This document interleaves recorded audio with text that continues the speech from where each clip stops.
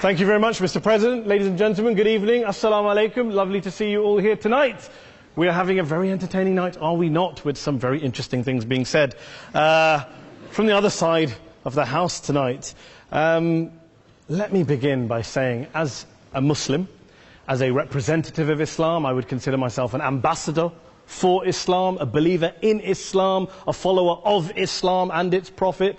So, in that capacity, let me begin by apologizing to Anne-Marie for the Bali bombings. I apologize for the role of my religion and me and my people, for the killing of Theo van Gogh, for 7/7. Yes, that was all of us. That was Islam, that was Muslims, that was the Quran. I mean, astonishing claims to make in the very first speech tonight, on a day like today, where the Conservative Prime Minister of the United Kingdom is having to come out and point out that these kind of views are anathema. And I believe you're trying to stand for the Labour Party to become an MP in Brighton. If you do, and you make these comments, I'm guessing you'll have the whip withdrawn from you, but then again, UKIP's on the rise, they'll take you, the BNP, they might have something to say about your views. What Mehdi Hasan always does. By the way, just on a factual point, since we heard a lot about the second speaker, about how backward we Muslims all are, on a factual point, you said that Islam was born in Saudi Arabia. Islam was born in 610 AD. Saudi Arabia was born in 1932 AD. So you were only 1,322 years off. Not bad? Not bad start there. Talking of maths, by the way, a man named Al-Khwarizmi was one of the greatest mathematicians of all time, a Muslim, worked in the golden age of Islam. He's the guy who came up with not just algebra, but algorithms. Without algorithms, you wouldn't have laptops. Without laptops, Daniel Johnson tonight wouldn't have been able to print out his speech in which he came to berate us Muslims for holding back the advance and intellectual achievements of the West, which all happened without any contribution from anyone else other than the Judeo-Christian people of Europe. In fact, Daniel David Levering, the author of the Pulitzer Prize-winning historian and author of The Golden Crucible, points out that there would be no Renaissance, there would be no Reformation in Europe without the role played by Ibn Sina and Ibn Rushd and some of the great Muslim theologians, philosophers, scientists in bringing Greek texts to Europe. As for this being our university, I will leave that to the imagination as to who is our and who is there. I studied here too. An astonishing set of speeches so far making this case tonight. A mixture of just cherry-picked quotes, facts and figures, self-serving, selective, a farrago of distortions, misrepresentations, misinterpretations, misquotations. Daniel talked about my article in the New Statesman, which got me a lot of flack, where I talked about the anti-Semitism that is prevalent in some parts of the Muslim community, which indeed it is. Of course, I didn't say in that piece that it was caused by the religion of Islam. In fact, modern anti-Semitism in the Middle East was imported from, finish the sentence, Christian, Judeo-Christian Europe, where I believe some certainly bad things happened to the Jewish people. In fact, Tom Friedman, Jewish-American columnist in the New York Times, told me in this very chamber last week that he believed, had Muslims been running Europe in the 1940s, 6 million extra Jews would still be alive today. So I'm not going to take lessons in anti-Semitism from someone who's here to defend the Judeo-Christian values of a continent that murdered 6 million Jews. Moving swiftly on. Yes. Absolutely. Well, I'm about to make that point. No, I'm about to make that point. You're right. I agree with you 110%. That is my point. I don't think Europe is evil or bad. I'm a very proud European. I don't want to judge Europe on the basis, but if we're going to play this gutter game where we pull out the Bali bombing and we pull out examples of anti-Semitism in the Islamic community, then of course I'm going to come back and say, well, hold on. I mean, look, let's be very clear. Daniel here was a last-minute replacement for Douglas Murray, who had to pull out. And Douglas and I have a well-documented differences, but to be fair to Douglas, as to be fair to Anne-Marie and to Peter, atheists. Atheists see all religions as evil, violent, threatening. What the problem I have with Daniel's speech is that Daniel comes here to mount this robust defense of Christianity, forgetting that his fellow Christians, people who said they were acting in the name of Jesus, gave us the Crusades, the Spanish Inquisition, the anti-Jewish pogroms, European colonialism in Africa and Asia, the Lord's Resistance Army in Uganda, not to mention countless arson and bomb attacks on abortion clinics in the United States of America to this very day. I would like a little bit of humility from Daniel first before he begins lecturing other communities and other faiths on violence, terror and intolerance. But, no thank you. Some water. But I would say this, to address the gentleman's very valid point here, I'm not going to play that game. I don't actually believe that Christianity is a religion of violence and hate because of what the LRA does in Uganda or what Crusaders did to Jews and Muslims in Jerusalem when they took back the city in the 12th or 13th or whatever century it was. I believe that Christianity, like Islam, like pretty much every mainstream religion, is based on love and compassion and faith. I do follow a religion in which 113 out of the 114 chapters of the Quran begins by introducing the God of Islam as a God of mercy and compassion. I would not have it any other way. I don't follow a religion which introduces my God to me as a God of war, as some kind of Greek God of wrath, as a God of hate and injustice. Not at all. As Adam pointed out, you go through the Quran and you see the mercy and the love and the justice. And yes, you have verses that refer to warfare and violence. Of course it does. This is not a motion about pacifism. I'm not here to argue that Islam is a pacifistic faith. It is not. Islam allows military action, violence in certain limited contexts. And yes, a minority of Muslims do take it out of that context. But is it religious? We talked about Woolwich. Daniel and Anne-Marie have suggested that it's definitely religion that's behind all of this. Well, actually, what I find so amusing tonight is we're having a debate about Islam. And the opposition tonight have come forward. We have a graduate in law, a graduate in modern history, a graduate in chemistry.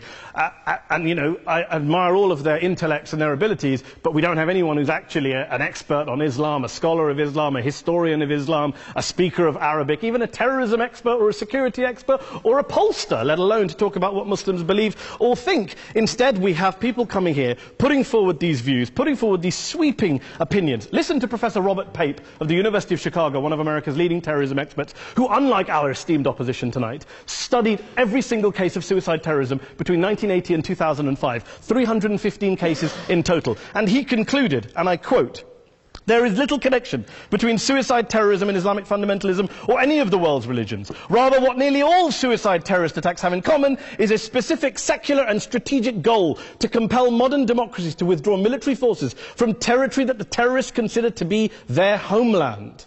And the irony is, when we talk about terrorism, the irony is that the opposition and the Muslim terrorists, the Al-Qaeda types, actually have one thing in common. Because they both believe that Islam is a warlike, violent religion. They both agree on that. They have everything in common. Osama bin Laden would be nodding along to everything he's heard tonight from the opposition side. He agrees with them. The problem is that mainstream Muslims don't. The majority of Muslims around the world don't. In fact, a gentleman here started quoting all sorts of polls. Gallup carried out the biggest poll of Muslims around the world, of 50,000 Muslims in 35 countries. 93% of Muslims rejected 9/11 and suicide attacks. And of the 7% who didn't, they all, when polled and focus grouped, cited political reasons for their support for violence, not religious reasons. And as for Islamic scholars and what they say, well, Daniel talks about our University of Oxford. We'll go down to Oxford Centre for Islamic Studies, get hold of a man named Sheikh Afifi Al-Akiti, who is a massively well-credentialed and well-respected Islamic scholar, who has studied across the world, who in the days after 7/7 published a fatwa denouncing terrorism in the name of Islam, calling for the protection of all non-combatants at all times, and describing suicide bombings as an innovation with no basis in Islamic law. Go and listen to Sheikh Tahir al-Qadri, one of Pakistan's most famous Islamic scholars, who published a 600-page fatwa condemning the killing of all innocents and all suicide bombings unconditionally without any ifs or buts. There's nothing new here. This is mainstream Islam, mainstream scholarship, which has said this for years. You don't go out and kill people willy-nilly in the high street or anywhere else, on a bus or a mall, based on verses of the Quran that you cherry-pick without any context, any understanding, any interpretation, or any commentary. Point of information. Please. What about stoning women, for example, in such Well, It doesn't happen, apparently. I didn't say it doesn't happen at all. I never said it didn't happen. I don't blame Islam. Yes, it's a very good point. And a lot of us are campaigning against that. And we're campaigning against it in the name of Islam. We're campaigning against it in the name of various interpretations of Islam. Anne-Marie comes and scares us with her talk of Sharia law. I would like to see the book of Sharia law. It doesn't exist. People argue over what Sharia law is. And you empower the extremists by saying there is only one version. You empower them all. I don't believe you took any interruptions, Anne-Marie, so I think you should stay there for a moment. Several countries. Here's what we're dealing with. Here's what we're dealing with. We are dealing, I took your point. Here we are dealing with a 1400-year-old global religion followed by 1.6 billion people in every corner of the world, a quarter of humanity, of all backgrounds, cultures, ethnicities. And yet the opposition tonight wants to generalize, stereotype, smear in order to desperately win this debate. And here's my question, if we're going to generalize and smear. If, okay, people say yesterday's bombers, and we've got to be careful, there's a trial going on, were yesterday's attackers, motivated by Islam? Big debate. I don't believe they were. Let's say they were. Let's say Faisal Shahzad, the Times Square bomber, was motivated by Islam. Let's assume, for sake of argument, that Richard Reeves, the shoe bomber, was motivated by Islam. If Islam is responsible for these killings, if Islam is what is motivating these people, and Islam is therefore not a religion of peace, a religion of war, then ask yourself this question: why aren't the rest of us doing it? Why is it such a tiny minority of Muslims are interpreting their religion in the way that the opposition claim they are? Let's assume there are 16,000 suicide bombers in the world. There aren't. Let's assume there are for the sake of argument. That's 0.001% of the Muslim population globally. What about the other 99.99% of Muslims who the opposition tonight either ignore or smear? The reality is that the rest of us aren't blowing ourselves up tonight. The reality is that the opposition came here tonight not worried about the fact that me and Adam might pull open our jackets and blow ourselves up tonight because we're followers of a warlike warrior religion which wants to take over Europe and Daniel's university. The issue is this. The issue is this. Unless the opposition can tell us tonight, and Peter Atkins is here, one of our great atheist intellectuals, can tell us tonight, can answer this question tonight: why don't the vast majority of Muslims around the world behave as violently and aggressively as a tiny minority of politically motivated extremists? Then they might as well give up and stop pretending they have anything relevant to say about Islam or Muslims as a whole. Ladies and gentlemen, let me just say this to you. Think about what the opposite of this motion is.